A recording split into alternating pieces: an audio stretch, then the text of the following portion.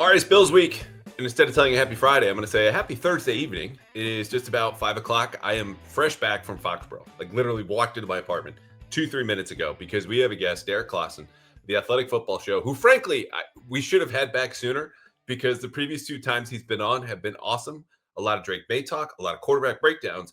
And in case you missed it, the best quarterback battle of the weekend here in week 5 is Drake Maye versus Josh Allen. We're going to dive deep into Pat's Bills on Sunday night. Their first Sunday night game, by the way, in 2 years here on the totally tubular and just terrific CLNS Media Network. But first, we had some bad news from Foxborough, and we're not sure yet if Milton Williams is going to be out, but it's not a great sign when you don't practice on a Thursday after being limited on a Wednesday. Milton Williams has an ankle injury.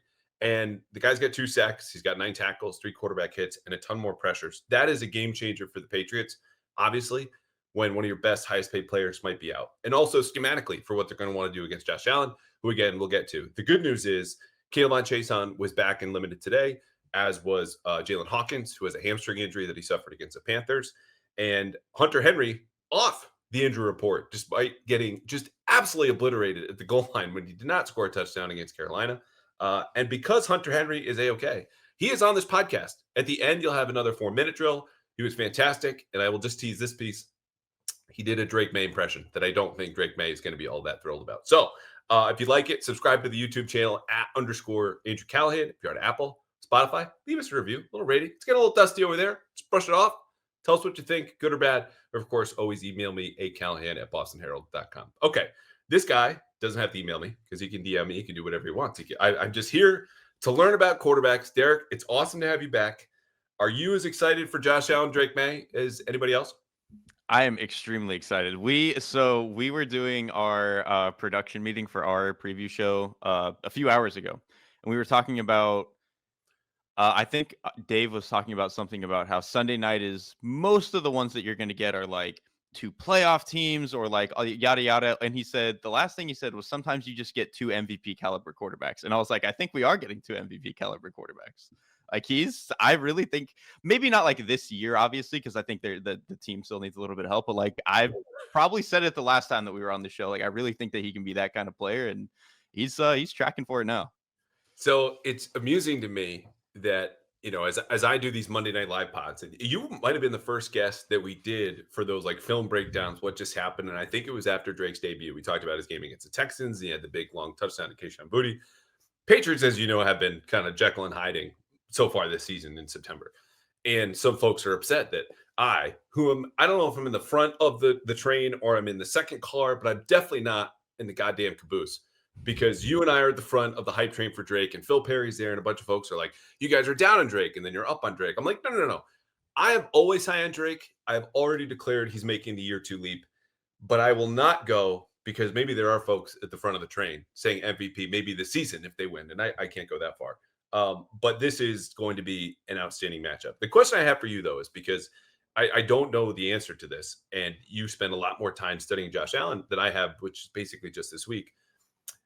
What's the fair comparisons when we do the loose comps, right, as a draft prospect, and we talk about him now? And what's unfair? Like, what besides the age and development and caliber right now, like, where's the biggest overlap in the Venn diagram of Josh Allen and Drake Maye?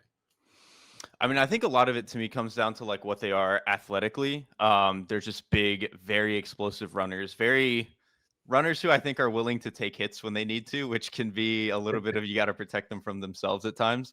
Which I think Drake Maye has actually been a little bit better about than Josh Allen certainly was in his career. And then I think at least coming out of college, they both seemed like very loose, aggressive, do some stupid stuff with the ball type of players. And I actually think that's been a lot less true quicker for Drake Maye than it was for Josh Allen. Like that took Josh Allen. I mean, even when Josh Allen started to be good in year 3, he still did a lot of that stuff. And I think that took like 5 or 6 years for him to really get that out of his game. And I think Drake Maye, every now and then you still see it at the very end of close games. Like obviously the Steelers game where he holds on to the ball a little bit too long, has a strip sack. He'll still do some of that, but he doesn't do a whole lot of that in like the middle of the second quarter, the way that I thought he might coming into the league. And so I think that has been pretty huge for him. And then I would say the other point of comparison that kind of got tied between the two especially coming out of college. Josh Allen truthfully had some of the worst footwork I've ever seen. Like it's like even into like 2 years into his career. But the issue for him was he was just overstriding all the time and he had like a really wide base. Drake Maye was kind of the opposite, where he always played really tight and like narrow, and that led to some issues for him. So with Drake Maye, because he ended up so tight, he would end up like kind of coming too high with his hand and throwing it to dirt. Josh Allen was the opposite. He'd overstride and then throw it too high. Yes. So there were a little bit of similarities there, but I really think that Drake Maye has taken to the don't do stupid stuff a lot faster than Josh Allen did. Yeah, you put it well the last time we did this, and you put it so well that I remember what you said almost 12 months ago was, just that kind of YOLO ball in him that they're trying to wring out, they're trying to smooth out in his game. And I told you before we started recording, I had a little bit of a nugget for you because today, Thursday, is one of those weeks where we get to chat with the offensive assistants. And one week it's the offensive guys, the other week it's the defensive guys. And I'm writing this weekend about their development plan, which is clearly going very, very well. And I asked his quarterback coach, Ashton Grant, hey, when you got in here and you settle in with Josh, everyone's, hi, how are you? Okay, let's get to work. What's the X, Y, and Z of what we need to do with Drake to kind of get the most out of this kid? He said, first, footwork. Then it was the kind of transference up in the pocket, which is also partly just protecting the ball because he had, I don't know, 7, 8 fumbles last year. And then the last part was leadership. Leadership's boring to talk about. So, like, how much did that resonate with you with what you're seeing now kind of with him in year 2? Because it's clear as day to me, especially now that Ashton's kind of said it to me directly. Yeah, I mean, I think that has always kind of been the thing, those first 2 things with Drake Maye. Like the leadership stuff, you just don't I would have to be in the locker room to see that type of stuff, of course. But the footwork thing, I think certainly coming out of college was going to be the thing. And for me, that always seemed like a little bit of an overblown concern. Like in the sense that it was something he needed to fix, but people talked about it like he was going to like need to be completely broken down. And I was like, he can play the way that he is. He just is going to need to get better. And for him, it was a lot of once he got out of his drop back footwork, he would just do something really weird with his feet. And like when he was moving his eyes to get to the next read, it would be a little bit discombobulated. And so I think that looked better as a rookie than I thought it would have, but probably still needed a little bit of work. And I think this year, that's part of why they've been such a high success rate offense, right? Is that he's a very good decision maker, obviously, but he's also allowing his feet to come with him on time so he can make those throws more accurately than maybe he had before.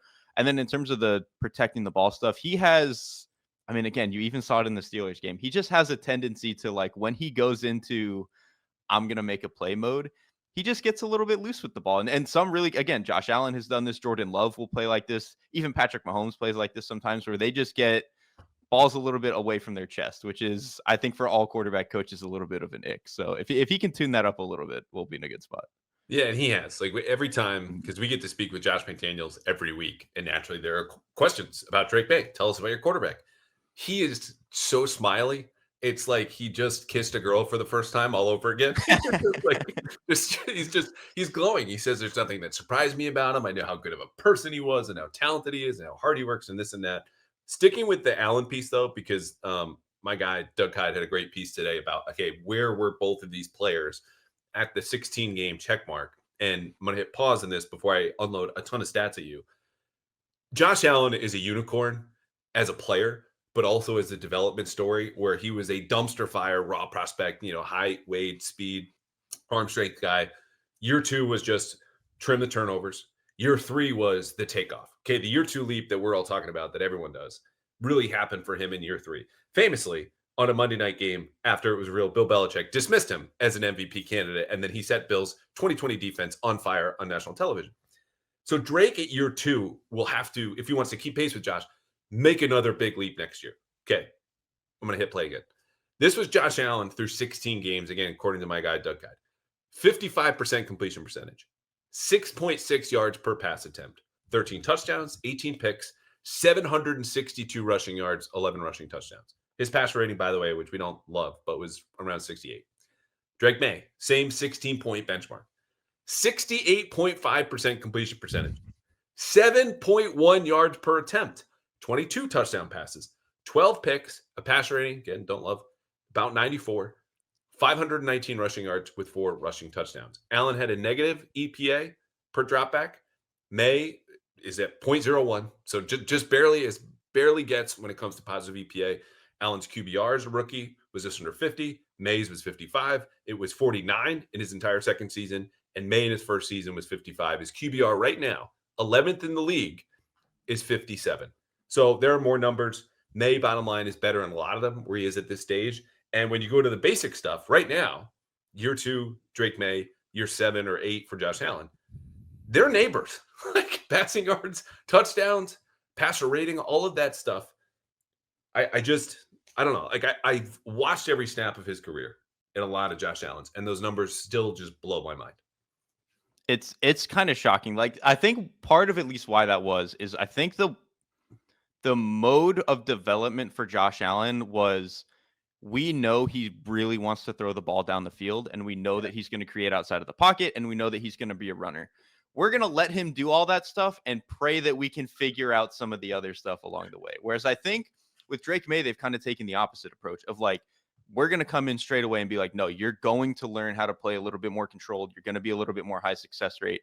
We're going to do all that stuff and teach you how to play quarterback like from the jump, knowing that when you need to, you can go do all the fun stuff. You can go be a creator. You can throw down the field. Because like, for as effective as the Patriots offense has been this year, they're not throwing down the field almost whatsoever, like compared to other teams in the league. Like, they are we're throwing 1 to 15 yards really, really consistently, but they're not getting chunk gains. But that to me is like, when you just have receivers you feel better about down the field, I think Maye's going to be able to do that. He was a really good deep passer in college and even at certain points last year. And so this to me is like, I really do think, again, this is a little dangerous because Josh Allen is a unicorn, and Drake Maye is talented. He's not as talented as Josh Allen, but he really is like further along in the development curve than Allen was at this point.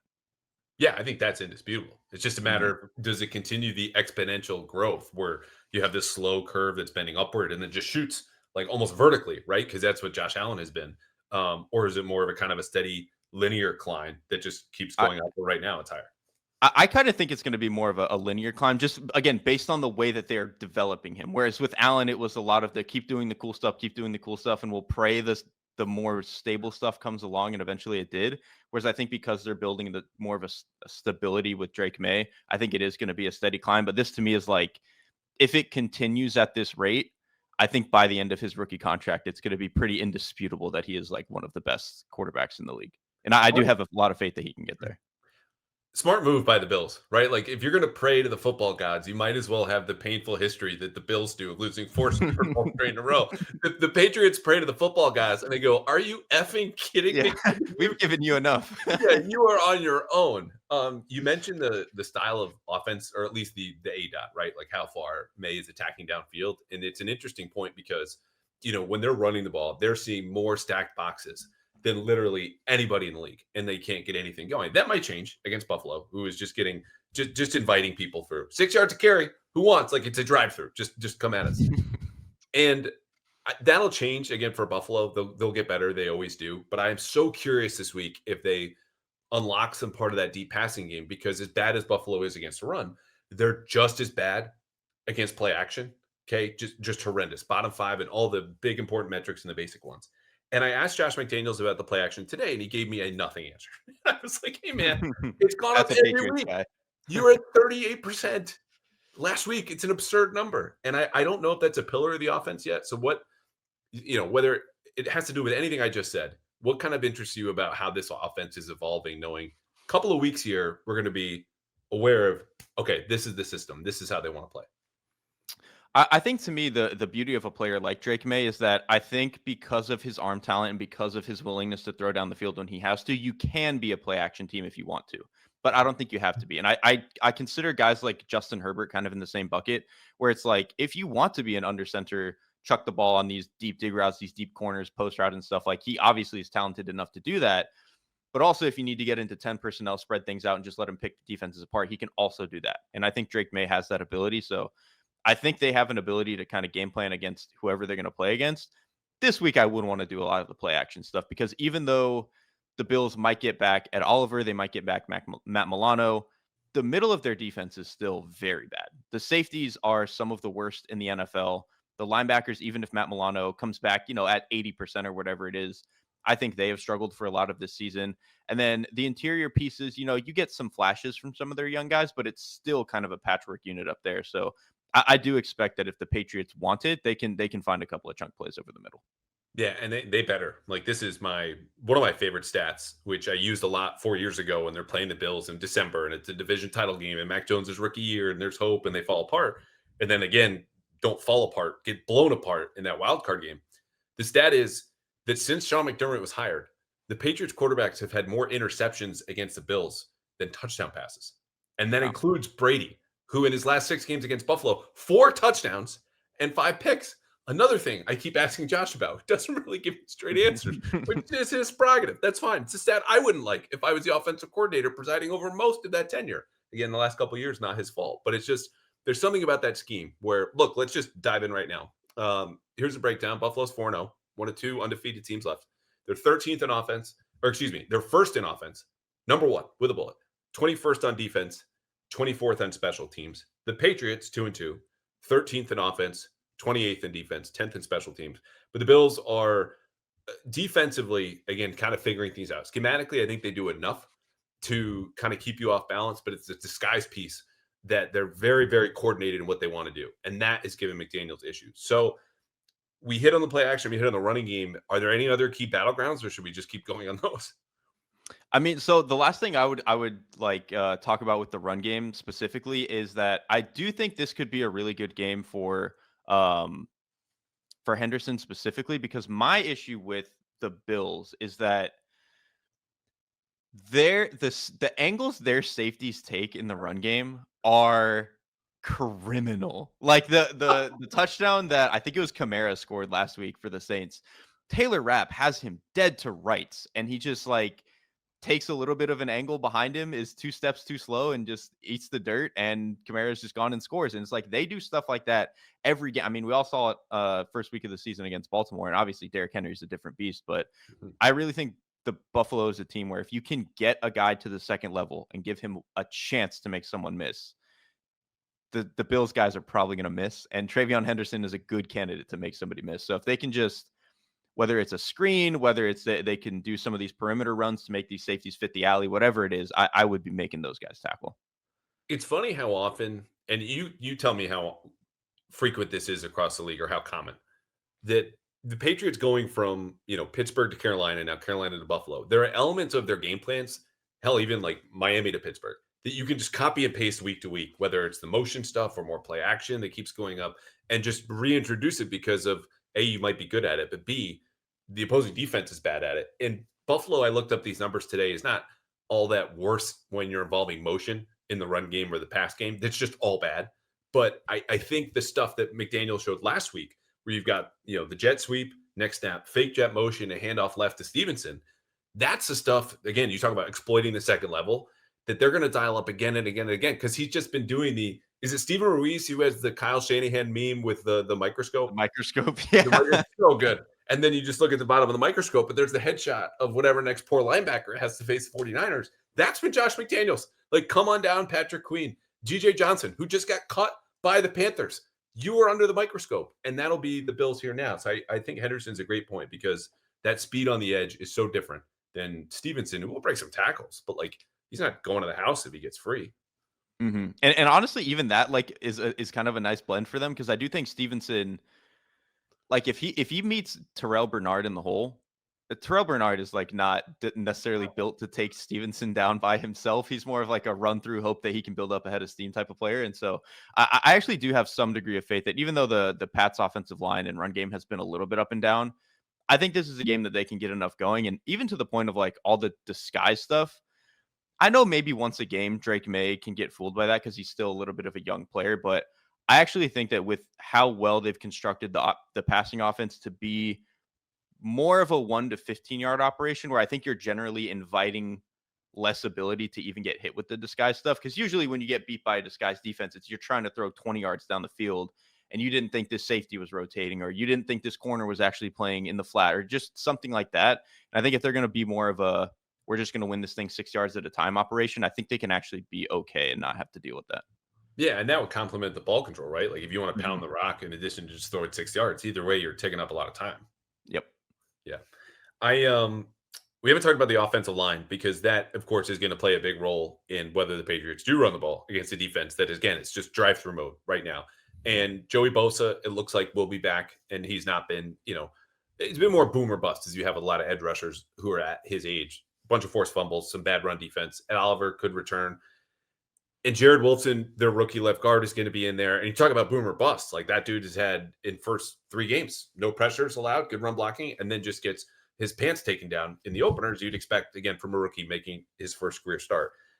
I don't know much more what to say than I'm just not sure how that's going to go. But if Ed Oliver is back and is such a problem for them, that's going to probably change their ability to run the ball and then call those play action throws and put more on Maye's shoulders to pew, pew, pew his way downfield, which he very well could, but also just invites the trouble that happens like in Pittsburgh when he has to throw so many times and then that one mistake happens in the fourth quarter. That to me is where you should feel good if you're the Patriots, but there are a couple battlegrounds that I go, that could be dangerous. Yeah, for me, Ed Oliver being back, assuming he plays like relatively healthy and looks good, the difference to me is I don't think that will stop the Patriots' ability to get 5 and 6 yards consistently, but there will be 2 drives in this game where he puts you in 2nd and 13 because he gets into the backfield. Because that's just the kind of player that he is, where if you get 4 hands on him, sometimes you're going to move him and have an efficient gain. But if you try to one-on-one him and he like backdoors a block or something, he's going to set you behind the sticks. And I have enough faith that Drake Maye is not going to do something stupid when he gets set into 2nd and 13, and they've got enough decent answers. But if Oliver plays well there, he will make the offense a little bit more herky-jerky in that sense. Last one here. It's Stefon Diggs week, and we have not mentioned him in the first 21 minutes of the podcast. And I've talked about him because it's my job. What do you see from him, and what role does he play in this game, do you think?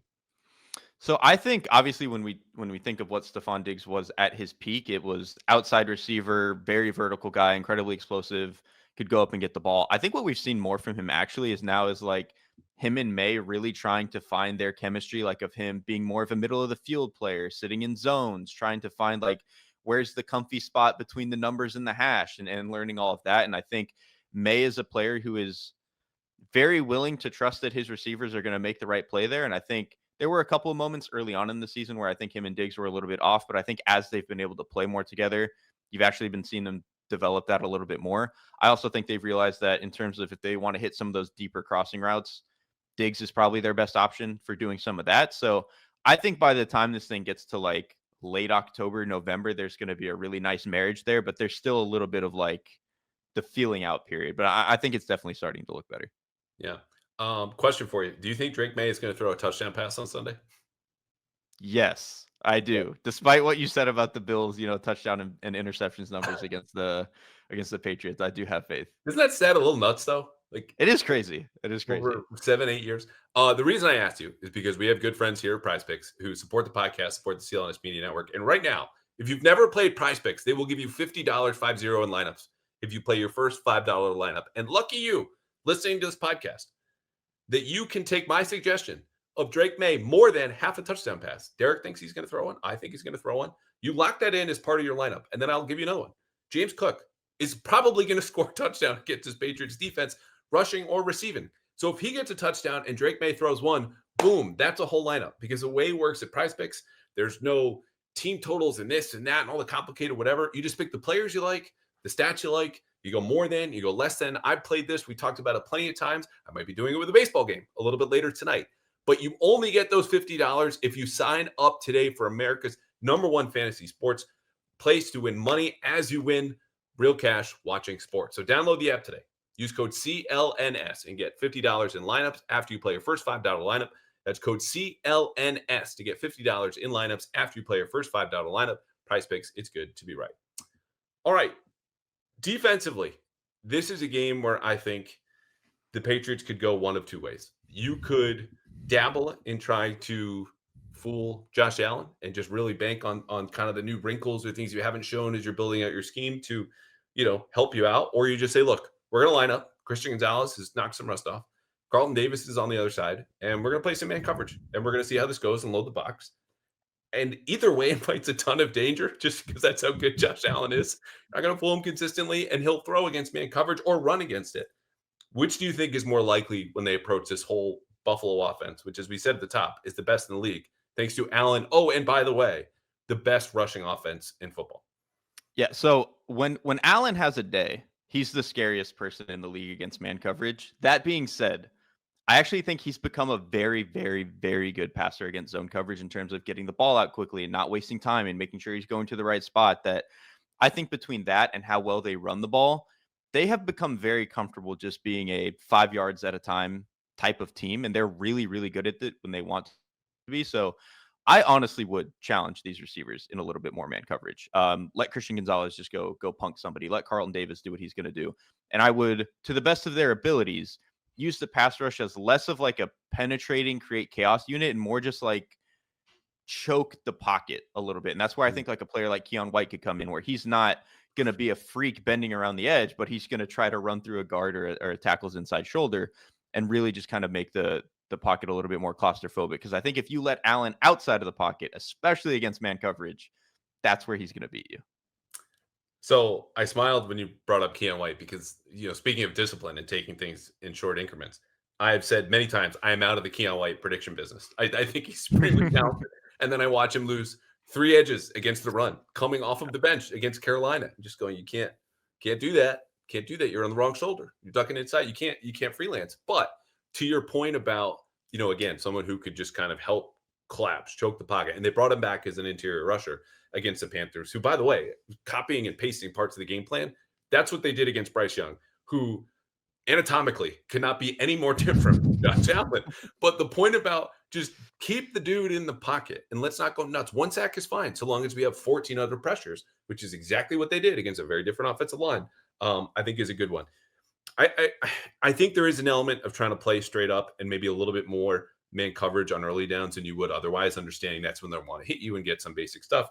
3rd down, I think, is when it's fine to spin the dial, because that is when you could play the more high variance. Okay, you might hit us over the top because we busted a coverage, but the other side of that is we get a pick, and that turnover for a team that has not lost the turnover battle in 26 straight games, an NFL record, is massive, bigger than any other type of turnover against any other team. And so I struggle there because you also have an issue at safety where the Patriots will put their safeties against slots and man coverage, and Kyle Duggar might be that safety if Jalen Hawkins is not recovered. So there's no great answers, but I do hope they lean into more of what I've called like the defensive dark arts stuff, on 3rd down. Like, show me something new. Show Josh Allen something new. Yeah, I think that would be interesting too. And I know you mentioned at the top of the show, Milton Williams might not be playing. That I think would be a massive issue, because I do think like you want to disrupt this Bills running game by kind of playing the variance game and getting into the backfield. Like if you just try to play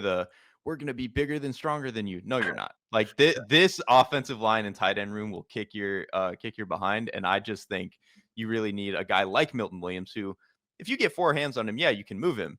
But if you let him backdoor block, he's probably going to get into the backfield and be 5 yards behind the line of scrimmage. So, yeah, 5 yards also about what James Cook is averaging every time he takes the ball. He's got over 400 yards. He's got 5 touchdowns. He's running behind Deion Dawkins and Spencer Brown's limited, but like big, giant, kick your ass type of tackles. And that offensive line piece, in addition to Josh Allen, is also just a matchup you look at if you're the Patriots and say, we like Christian Barmore. We love Milton Williams. Kalen Chason, my guy. 2 thumbs up so far this year. He's been way better than I thought, by the way. Oh, he's been like actually useful.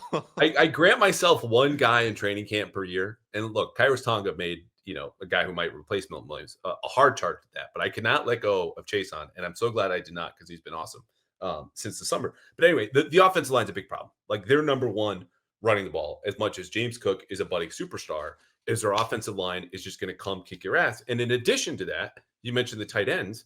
They're up among the league leaders in 13 personnel and 22 personnel. And we're just going to line up and hit you in the mouth. And the Patriots don't want to play at a base. They will. They did against the Steelers a little bit in week 3, another offense that majors in 13. It just puts them in a spot where I don't want to play 5-2 against Josh Allen, knowing if he gets to the second level, I've only got 4 guys left who are as fast as he is. And if they're out of position, he's gone. And if you're in like more of your base looks, you're probably in more vanilla coverages, which at this stage in Josh Allen's career is like, that's playground light work stuff for him. He doesn't even care about any of that. Yeah. Where else do you expect the Bills to attack? Again, a bottom 5 defense right now by DVOA, because this is, we talk about McDaniels will have options. You could do this, you could do that. The Bills are like, man, the whole freaking menu front and back. We've invented our own specials menu. Like that's what we can do. I would expect it to be probably the linebackers in coverage as much as they can, and also just kind of testing their eyes a little bit. Because I think like Spillane is a good player when you know he's going to be moving forward, but if you kind of fool him around a little bit with some motion stuff, or you're bumping the running back out with a shift, stuff like that, I think he can be a little bit up and down. And so I think asking those guys to really be disciplined on boots and again on like some motion stuff where you run mesh where they've got to see two guys crossing across their face, like just certain stuff like that. I think that could be a little bit of an issue for them, and especially if in the passing game they can get the ball to like James Cook, where I think he can make those guys miss in space. So I would expect them to target probably that second level.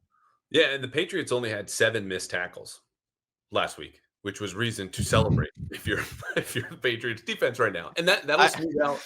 the Go ahead. Vrabel quote, by the way, where I think it was maybe after week 2, they were like, "Man, you guys are missing a lot of tackles." He was like, "Yeah, but we don't give up big plays after the missed tackles." I was like, "That might be true, but that's still bad process to be having that many missed tackles." Yeah, yeah, yeah. It's like, oh, you keep getting in car accidents. Yeah, but like my I didn't insurance isn't die. going up that much, you know? Like, um, yeah, it's look, the 7 tackles is fine. I think that will get better before anyone jumps about like, me skewering the Patriots defense. The numbers just are what they are. And even in that game against the Panthers when they tackled better, and the Patriots subbed out Christian Ellis, who is offender number 1 next to Robert Spillane, and super athletic and incredibly fit, one of the nicest guys I've ever met in Patriots locker room.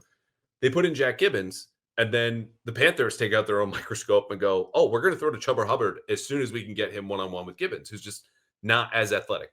And Mhm. again, there's always a trade-off here, but that piece I think is a really good point, which is to say, when you take Kyle Duggar and Craig Woodson, probably maybe Jalen Hawkins will play, I don't know, plus those inside linebackers, the middle of the field is the biggest battleground here, which is true for a lot of games. But the Patriots need that to be a draw at worst, I think, if they're going to survive, even if this is a shootout, because whether they're motioning those linebackers out or attacking the slot with those safeties coming down, if they're going to play a ton of man, there's no option the way they're built. That's where the Bills are going to go. Yeah, I 100% agree. And honestly, part of the reason I like them playing man is like some of the one robber stuff they've done this year where they kind of just say, they tell the safeties like, "Hey man, they've got trips to this side. Just play the crosser coming back to you and drive on it. Like you might be wrong, it might look ugly, like just go." I think them simplifying their job a little bit has actually like led to some good results in certain spots. Let me ask you about this then too, because with the one Robert stuff, I tweeted this out Monday and brought it up on our Monday live show. The rules when teams will motion that way, it actually went from 2x2 over to trips. And or excuse me, yeah, it was 2x2. Christian Gonzalez is the furthest outside corner to the right. Okay. So they bring a Mhm. receiver from the defense's left all the way over. And the rules say bump, because if that receiver from the right goes all the way furthest and becomes the number 1 on the left, we're not going to have our guy chase all the way over. Okay. You keep your Mhm. disguise intact, you keep your leverage, but that gives a clever offensive coordinator, of which I would include Joe Brady, a chance to be like, "Oh, those are your rules. I don't want Mhm. Christian Gonzalez on Keon Coleman or Khalil Shakir. I'll just have the same motion." Like it's not a concern for me, but it's something I've got my eye on and have now brought up twice in 2 podcasts. Is that anything to you? Is that something you would be mindful of? I probably would, and like what's kind of frustrating to that point is that some of the times that they've done that is part of what I loved with Carlton Davis actually last year was I thought when teams tried to play like bunch stuff and really mess with like all the traffic of like bunches and trips and stuff like that against man coverage, I don't think anyone in the league sorted that stuff out better than Carlton Davis. And I think Christian Gonzalez is also very capable of that. So I would kind of just let these guys run with stuff a little bit more, and maybe they saw in camp that they just weren't as comfortable with that and were more comfortable with bumping and wanted to keep some of their disguise stuff. But in my mind, you have Christian Gonzalez and sign Carlton Davis so that you can kind of just let guys run with guys and do that. And so that's kind of how I would want to play it moving Yeah, forward. I'm with you. I think, if this was Christian Gonzalez's debut, and granted they let him play the third most defensive snaps, like, "Hey, welcome back. We needed you and you're playing all of this." Maybe you do bump a little bit more, but this is like, look, even if it's full field and it's cheap motion, like you just got to go. Like you're Mhm. 23, you're a freak athlete. You can keep up with them because we want to keep the matchups as we choose them, not the ones that we let the offense dictate. Here's the funny thing though. Let's say they play more man coverage like we expected. Carlton Davis balls out. We'll give Christian Gonzalez a pick. Good for you, Christian Gonzalez. The Bills have so many other places to go where they've got 5 guys with double-digit catches, 4 over 100 yards receiving. Like what Josh Allen said the other week, this is truly an everybody eats offense. it's not that they're all elite weapons. It's just he's going to know where to go and where to throw more often than anyone. And he's comfortable finally doing that, that he's not locked in and an elite Stefon Diggs, that the Patriots could execute their game plan reasonably and still lose this game.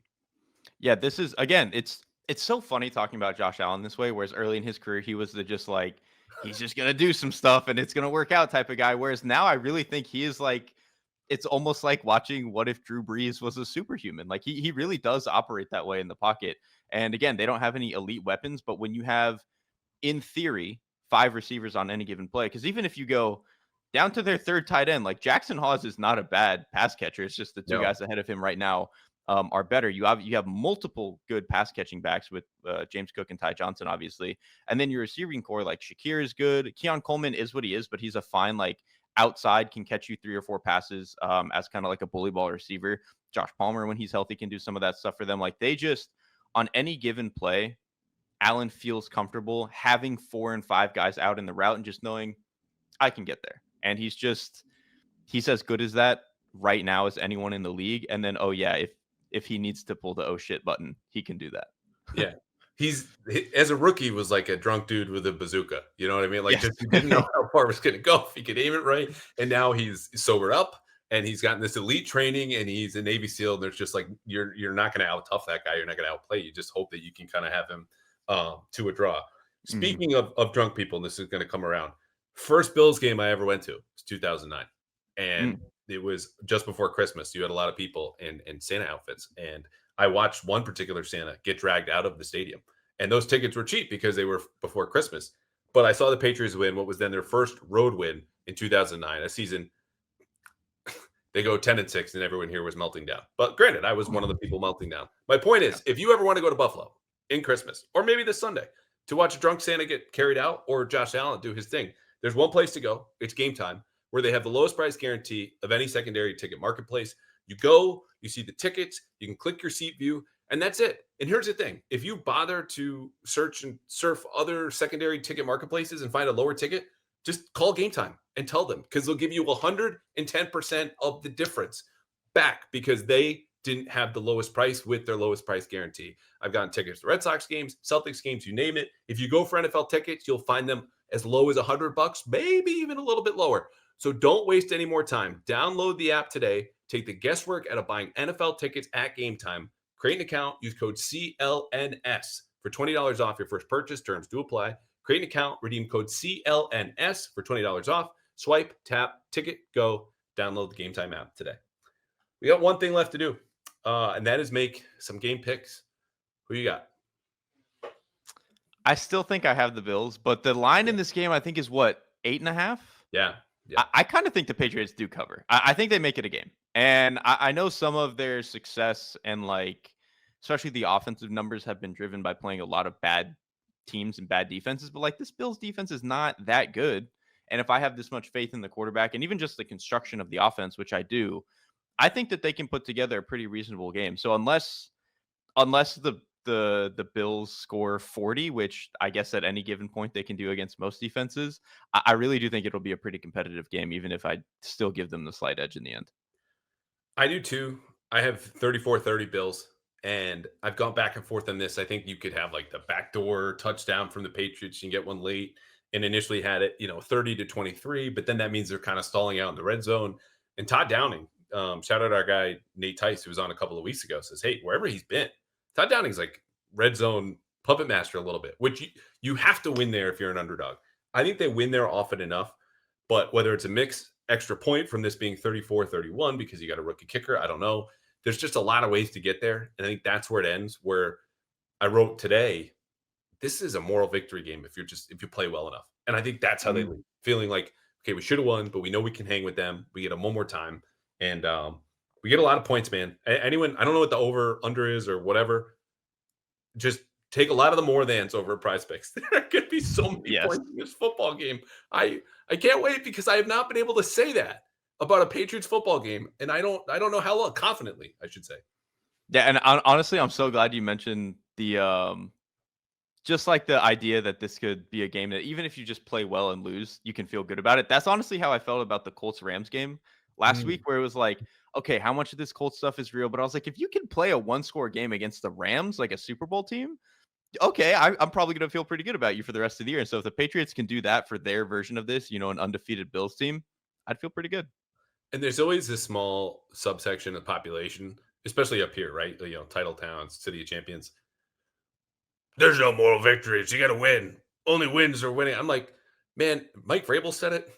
Right after the Panthers game said, hopefully we'll see where we're at. Okay, that sentence did not start with we're going to go in there and play a good game. It was hopefully.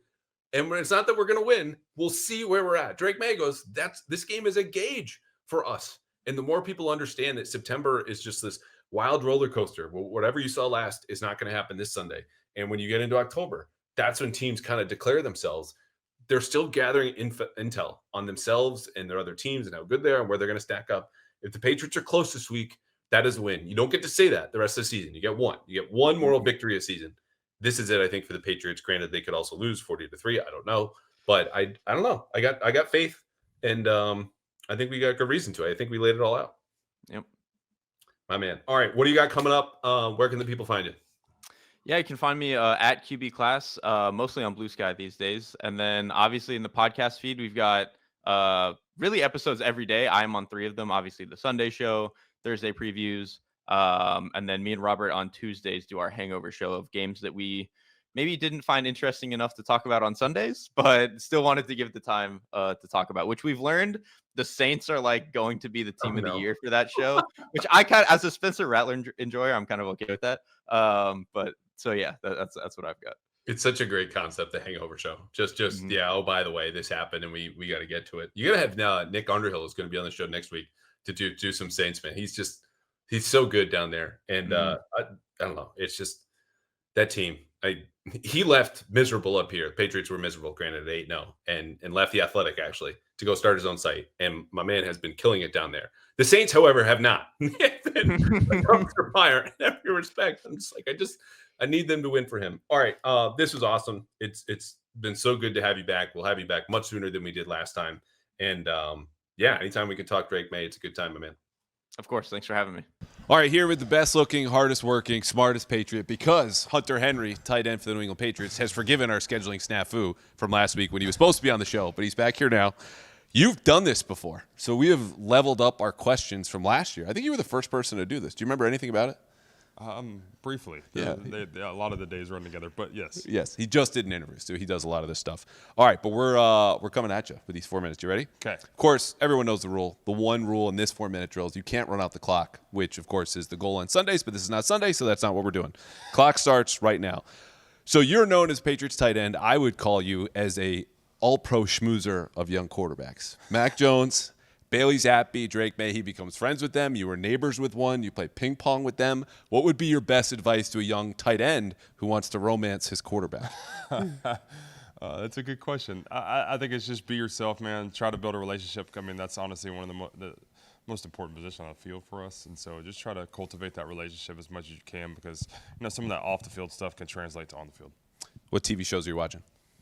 We're actually watching like Wayward or something on Netflix. We just started it. Pretty interesting, a little weird and dark, but interesting one. Is that your call or her call?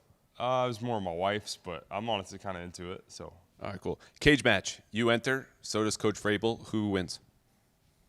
Braves is a little crazy, so I'm probably going to take Braves. All right, fill in the blank. I am man enough to admit that facing blank in coverage is just a bear. I don't like it. Facing someone in coverage? Probably Derwin James is a matchup that's always hard. I got to go against him at practice a lot, and he's a guy that always made you better. Safe answer. Old teammate. No fun. You're a young dad. Are you good cop or bad cop at home?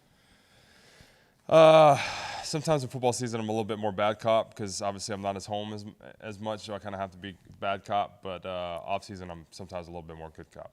Okay, I like it. It's a better balance, more honesty. Yeah. Pick one quick impression. Drake Maye or Josh McDaniels? Go. Probably Drake Maye. You just get that country accent like, come on, man. Come on, man. Get up in there and come on, man. A little country accent to it. Drake 10 minutes ago told me you wouldn't do it. I'm so glad you delivered. This is awesome. Maybe he'll get a shot to do this again here. Drake once told you were on his first ever fantasy team. How much did you hate him in that moment? Yeah, these guys coming in the league, it's pretty crazy now that I'm on the other side of it, that I'm on the older side. It makes me feel old. Yeah. What was the worst date you ever went on? Ooh, honestly, I love my wife. It was like a kind of a great date. Our first one, we were so young. Like I was like 19 years old, and she was like 18.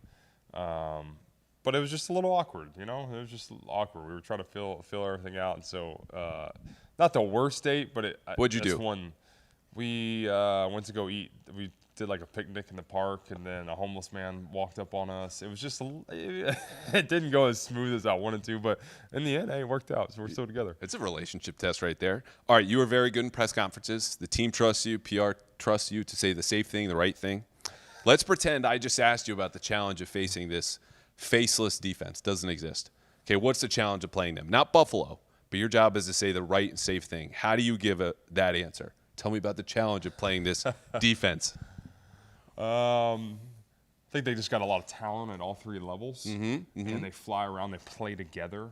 You know, they're always in the right spot, and that presents a big challenge. But they throw different looks at you that really you have to be ready for it all. Damn, Challenging. What's the most dad thing about you right now? Are you printing out MapQuest directions? Are you psyched about parking? Honestly, Morgan Moses has been calling me out for maybe some of my fits. I have some dad fits. I think it's like a stylish dad fits. So maybe my fits. He would know. He's got, what, 3 kids, 4 kids? Yeah, he's got some kids too. But. Speaking of dads raising young kids, are you worried David Andrews will never stop posting about golf? Oh, dude, he loves golf, and I don't blame him because I love it too. I just don't have the time as much as he does now. All right, we only got 10 more seconds. I'd like to go to overtime. You done? Yeah, I'm done. Okay. Teammate you most want to have your back in a dangerous situation? Dangerous situation. Probably Barmore. Wow. 2 for 2 for Barmore on that answer. Yeah. Okay, teammate you least want to have your back in that situation? Oh, that is tough. Love Pop, but probably Pop is up there. Just, you know, I think he would for sure be there, but you know, it just depends on the situation. If it's you know, the size thing, I think is unless he can laugh, make people laugh to settle the situation down. It's a tough really one. You're a godly man. You're open about this. Why does God give Jets fans his toughest battles always? Oh, I don't know. I don't know about that answer. I think he gives battles to everybody in their own right. All right, last one. Who should we interview next and why? Go keep it in the room. Go Austin Hooper because he's got an interesting mind, and I think he would have some good answers maybe. That sounds like saying your date had a good personality and then you didn't show up again because you had a homeless man ruin your picnic. But we will check in with Austin Hooper, Hunter Henry, time 2. This was fun, man. Appreciate you. Appreciate you.